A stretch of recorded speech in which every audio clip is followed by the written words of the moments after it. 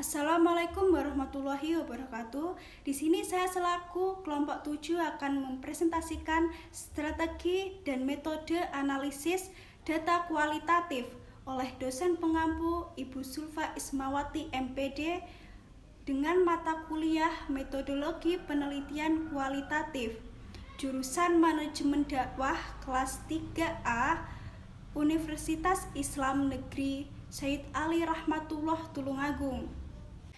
Adapun nama kelompok 7 yang pertama adalah Muhammad Dafa Al-Farabi dengan NIM 12631201014 dan dengan saya sendiri Dinda Olvia Andari NIM 1263111201017 dengan sub-sub materi seperti yang ada di slide. Masuk ke subbab yang pertama, yaitu strategi umum analisis kualitatif.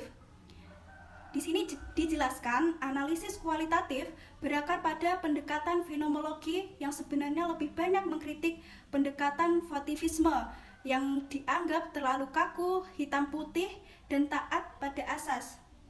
Alasannya bahwa analisis fenomenologi lebih tepat digunakan untuk mengurangi persoalan subjek manusia yang pada umumnya tidak taat saat berubah-ubah dan memiliki subjektivitas individual, memiliki emosi dan sebagainya.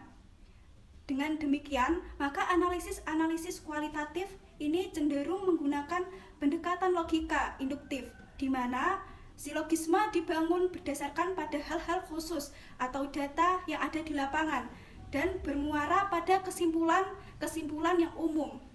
Moleong mengutip beberapa pendapat mengenai strategi umum analisis kualitatif sebagai berikut. Yang pertama, Bogdan and Bigland 1922 mengatakan analisis data kualitatif adalah upaya yang dilakukan dengan jalan A.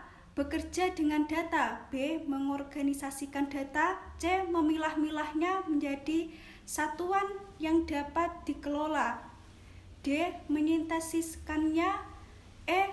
Mencari dan menemukan sebuah pola, F. Menemukan apa yang penting dan apa yang dapat dipelajari, G.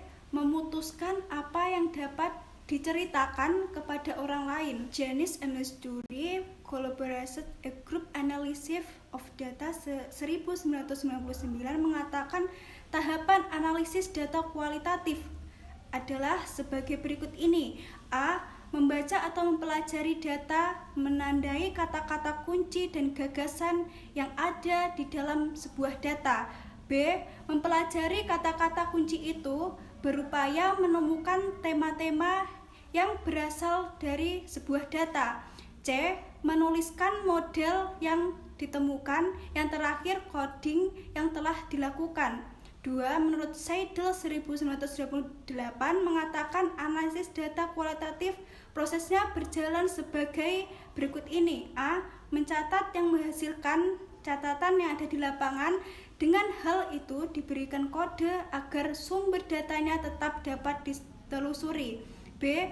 Mengumpulkan, memilah-milah, mengklarifikasikan, menyintesiskan, membuat teaser dan membuat indeksnya. C. Berpikir dengan jalan membuat agar kategori data itu mempunyai makna, mencari dan menemukan pola dan hubungan-hubungan, dan membuat temuan-temuan umum. Masuk ke subbab yang kedua, yaitu strategi analisis dan kritik terhadap Milos dan Hoberman serta Moleong. Di sini menurut Moleong 2007 mengemukakan bahwa analisis kualitatif merupakan sebuah prosedur penelitian yang menghasilkan sebuah data deskriptif berupa kata-kata yang tertulis maupun lisan dari orang dan perilaku yang sedang diamati. Dari berbagai varian penelitian kualitatif yang berkembang saat ini, pada prinsipnya dibedakan menjadi 3 model desain yang paling sering digunakan di kalangan peneliti, yaitu format desain deskriptif kualitatif, format desain kualitatif verifikatif, dan yang terakhir format desain kualitatif grounded theory. Format desain deskriptif kualitatif banyak memiliki kesamaan dengan desain deskriptif kuantitatif. Karena itu, desain deskriptif kualitatif dapat disebut dengan kuasi kualitatif semu, yang artinya desain ini belum benar-benar kualitatif karena bentuknya masih dipengaruhi tradisi kuantitatif atau deduktif. Format desain kualitatif verifikatif merupakan upaya pendekatan induktif terhadap seluruh proses penelitian. Format penelitian mengkonstruksi, format penelitian dan strategi memperoleh data di lapangan. Grounded theory dipengaruhi oleh pandangan bahwa peneliti kualitatif tidak membutuhkan pengetahuan dan teori tentang objek penelitian untuk mensterilkan subjektivitas peneliti. Masuk ke subbab yang ketiga, yaitu strategi analisis data deskriptif kualitatif. Deskriptif kualitatif lebih banyak menganalisis permukaan data, hanya memperhatikan proses-proses kejadian suatu fenomena, bukan kedalaman data ataupun makna data. Hal ini juga banyak dilakukan penelitian sosial dengan berbagai format penelitian kualitatif. Langkah-langkah menganalisis data deskriptif kualitatif. Yang pertama, dapat mengumpulkan dan data informasi. Yang kedua, mengidentifikasikan masalah serta menganalisis. Yang ketiga, membuat rancangan bangunan sistem dengan mempertimbangkan kebutuhan sistem yang diperlukan sesuai dengan kondisi lapangan. Masuk yang ke subbab keempat, yaitu strategi analisis data kualitatif verifikatif. Strategi analisis data kualitatif verifikatif merupakan sebuah upaya analisis induktif terhadap data penelitian yang akan dilakukan pada seluruh proses penelitian yang dilakukan. Format penelitian tersebut mengkonstruksi format penelitian dan strategi untuk lebih awal memperoleh data dengan sebanyak-banyaknya di lapangan. Menurut Dragoricats J. 2010, bahwa penelitian kualitatif verifikatif harus mendekati objek penelitiannya dengan pikiran polos tanpa asumsi, praduga ataupun konsep. Kemudian menurut Monstacks dalam Creswell 2012 bahwa fenomenologi merupakan strategi penelitian di mana di dalamnya peneliti mengidentifikasikan hakikat pengalaman manusia tentang fenomena tertentu. Masuk ke subbab yang kelima, yaitu strategi grounded theory. Penelitian grounded theory pertama kali dikenalkan oleh Barner and Anselm Strauss pada tahun 1967,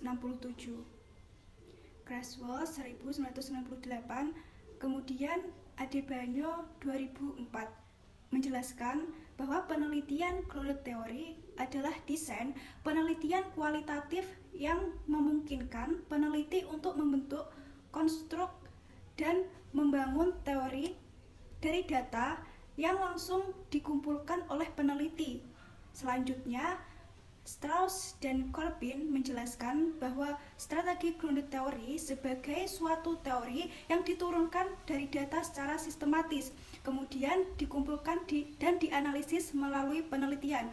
Format desain grounded theory dikonstruksi agar peneliti dapat mengembangkan semua pengetahuan dan teorinya setelah mengetahui permasalahan dan data yang ada. Pada dasarnya, strategi grounded theory mengungkapkan pengalaman orang-orang yang terlibat dan mengetahui suatu masalah yang diteliti.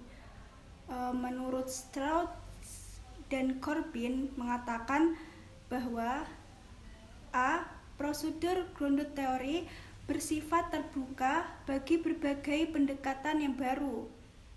Kemudian, praktik menggunakan grounded theory selalu disesuaikan dengan wilayah atau ranah yang sedang diteliti. Kemudian dapat menggabungkannya dengan beberapa metode lain yang termasuk pula dengan metode kualitatif. Yang terakhir di sini setiap peneliti dapat mengembangkan dan mempraktekkan sebuah prosedur grounded teori yang berbeda. Berdasarkan penjelasan di atas, maka dapat disimpulkan secara umum grounded teori dapat menggunakan 3 strategi yang ada di lapangan, yang dapat pula disesuaikan dengan masalah penelitian yang ada. Yang pertama, ada strategi ledakan bola salju atau yang disebut explosion snowball strategy. Pada strategi seperti namanya ledakan bola salju, penelitian ini menggunakan tema penelitiannya sebagai bongkahan salju yang utama yang diledakkan untuk menarik berbagai macam pertanyaan yang ada di lapangan. Yang kedua, di sini ada strategi pelepasan bola salju atau yang disebut discrete snowball strategy. Pertanyaan-pertanyaan yang mengelompokkan menjadi bola-bola salju kecil kemudian dikembangkan di lapangan melalui wawancara dan observasi atau metode lainnya dengan secara terus-menerus, sehingga pertanyaan-pertanyaan berkembang menjadi semakin banyak melalui informan baru. Terakhir adalah strategi cerobong asap yang di dalamnya menggunakan ketiga strategi grounded teori yang ada di atas. Peneliti dapat menggunakan sebuah wawancara dan observasi serta dokumentasi sebagai alat utama dari strategi grounded teori sebagaimana dijelaskan oleh Strauss dan Corbin. Dikatakan bahwa grounded teori hampir sama dengan teori-teori yang lainnya yang dapat digunakan dalam sebuah penelitian kualitatif. Sumber data dan metode yang digunakan dalam sebuah pengumpulan data di sini adalah wawancara dan observasi di lapangan. Begitu juga dengan penggunaan berbagai jenis bahan dokumenter.